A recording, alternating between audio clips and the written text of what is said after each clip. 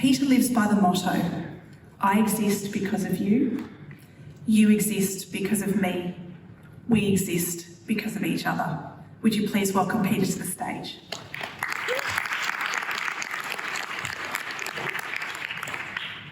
Thank you very much for that warm welcome.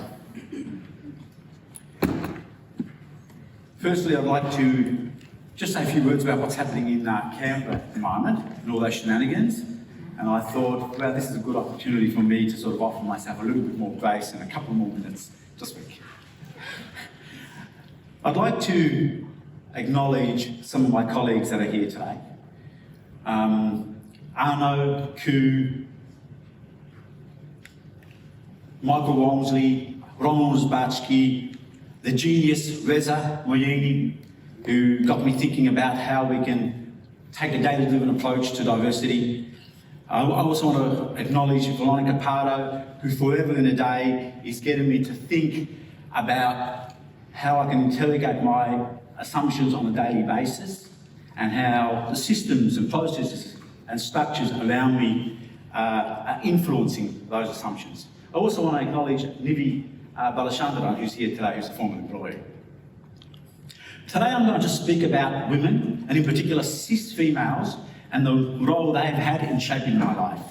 As I share these stories with each of you, I ask you to pay attention, in particular to how diversity goes way beyond gender and how it intersects with age, ethnicity, language, secular and non-secular traditions, geopolitics, behaviours, education, class, history, and a myriad of other forces that shape our identities.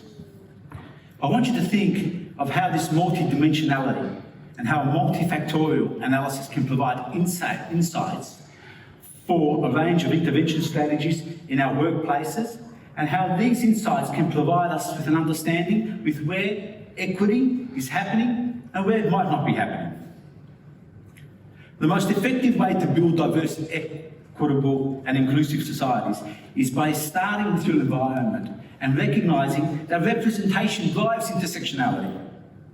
Every attribute is not a monolithic representation of human beings. We all have our own uniqueness. My mother was the youngest of 8 children. She never went to school and started the tour of the land at the age of 4. The village she was born in was burnt down by the Nazis, and several years later was burnt down again by the communists during the Civil War. Her father died from a broken heart after he came home and saw his uncles, aunties and cousins butchered to death. My mother was still a child. My mother arrived in Australia at the age of 17 in 1956. She doesn't speak a word of English, let alone read or write in Greek today. My mother named me Panayotis, after her mother, who was called Panagula. Incidentally, very few people know me by this name, and many of us who were born in the 60s and the 70s to migrant parents were required to anglicise their names so they wouldn't be weaponised against them. In our culture, the celebration of birthdays is a recent phenomenon. We celebrate name days and their connection to saints. 2 days ago was my name day, and Facebook went off. I can guarantee you, if you have someone in your workforce who's celebrating a name day, I can almost assure you productivity is dropping off just a little bit. August the 15th is a public holiday in many parts of the world. In Catholic countries like Spain, they celebrate the Assumption of the Virgin Mary. In the Orthodox tradition, it is slightly different. We refer to this day as the day of the force that created God and went to rest. This is a very important distinction. It personifies a concept which has been influenced by the mysticism of the East.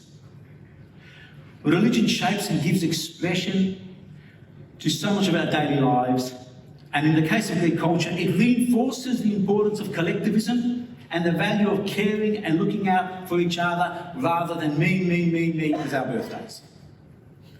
My mother is a full-blooded Spartan from Laconia. Spartan societies were somewhat matriarchal. My mum's barely 5 foot, and she's as curt and as abrasive as they come. Is there any wonder why the Greeks from this part of Greece are known as being laconic, hence the name where she comes from, Laconia? When my daughter was born and we named her after my mother-in-law, I never heard the end of it. It was like a thunderbolt in hospital. My mother's the exact opposite to my father, whose Greek heritage comes from Asia. He's like a huge teddy bear. The greatest value my mother instilled in me was to have a strong work ethic. We all know that Greeks invented drama and comedy, and the end of the world is not far away. We don't like ambiguous situations. There's always an axe swinging above our head. Is it any wonder why social psychologist Gert Hofstadter, who developed the 5 cultural dimensions, gave Greeks the top score of 100 when it comes to high uncertainty avoidance? The case in point is that one's ethno-linguistic and even their religious background has a strong influence on behaviour. It shapes cognitive processes and every dimension of who we are. During the pandemic, when industries were being shut down, when we were all told we're all in this together, couldn't be further from the truth. When ages were stripped back and the middle class were having their wealth stripped away, I didn't know where the axe was going to swing from next.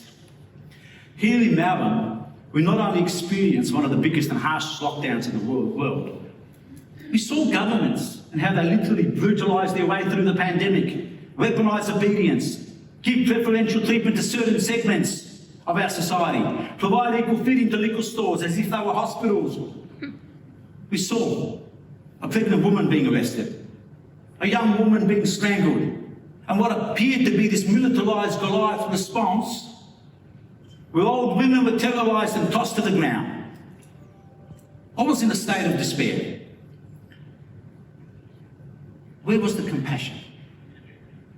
As I tried to make sense of the chaos, then came along my other equal half.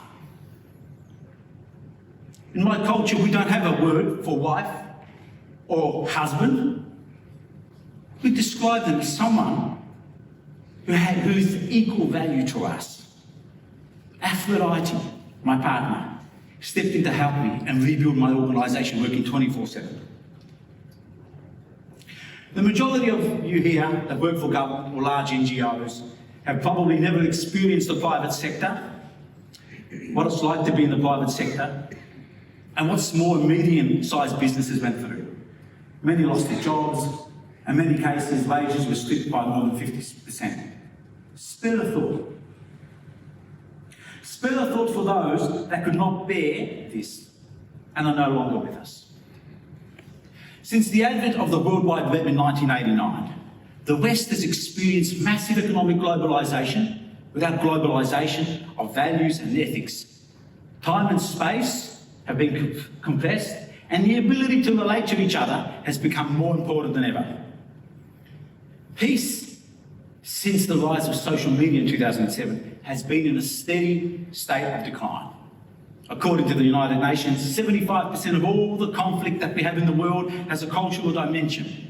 And in terms of dollars, this equates to more than 10% of the world's GDP.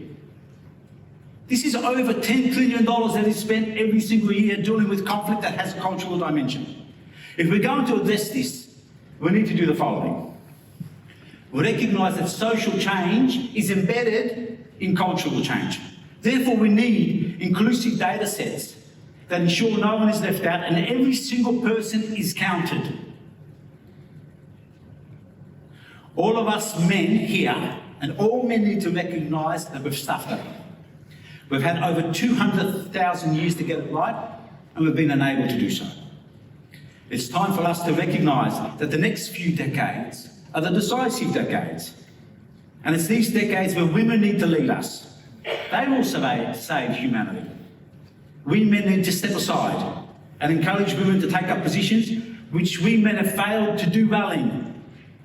There are countless women I can tell you about throughout history that have accomplished more than every single one of us men here in this room. Women have greater compassion. In a recent report by the ATO that was just published a few days ago, and was looking at donors, 28 women truck drivers donated more money than any other profession in the country. 4 times more than the next profession, and 400 times more than any fellow cis male truckie. Lastly, I'd like to share some words with you about my son and how he described his maternal grandmother at the age of 19. Words which describe to what extent compassion can make a difference. It's the memories of this photo of Grandma that will remain in my heart and flicker before my eyes while I die. The selflessness of my Yaya and her ability to take on the suffering of other human beings is embedded in her soul. She's a true bodhisattva of Mahayana Buddhism. Taking on such a vow is a true representation of the archetypal hero, making sure no soul is left behind. She may very well wait till every human being is enlightened before doing so herself.